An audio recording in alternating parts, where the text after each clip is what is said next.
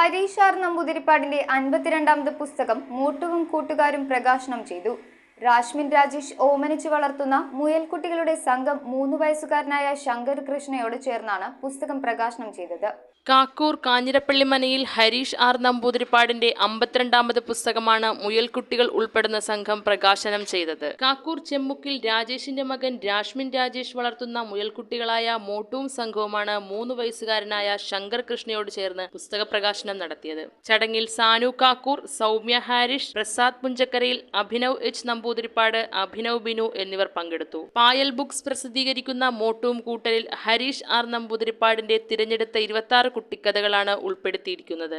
Lockdown കാലഘട്ടം മുതൽ ഇദ്ദേഹം എഴുതിവരുന്ന കഥകൾ ഏപ്രിൽ പകുതിയോടെ 1000 മറികടക്കും. ഒരു വ്യക്തി സ്വന്തമായി കഥകൾ രചിച്ച് ശബ്ദം നൽകി വാട്സപ്പിൽ പങ്കുവച്ചതിനുള്ള യൂണിവേഴ്സൽ റെക്കോർഡ് ഫോറത്തിന്റെ ലോക റെക്കോർഡ് ജേതാവാണ് ഹരീഷ് ആർ നമ്പൂതിരിപ്പാട്. ഞാൻ വ്യത്യസ്ത രീതിയിലാണ് പുസ്തക പ്രകാശനം ചെയ്യാറ്. ആനയെ കൊണ്ട് ചെയ്യിച്ചിട്ടുണ്ട്, പൂച്ചയെ കൊണ്ട് ചെയ്യിച്ചിട്ടുണ്ട്, ആടിനെ കൊണ്ടും ചെയ്യിച്ചിട്ടുണ്ട്. അപ്പോൾ ഇത് മുയലുകളുടെ കഥകൾക്ക് പ്രാധാന്യമുള്ളതുകൊണ്ട് മോട്ടും മുയലും കൂട്ടുകാരും.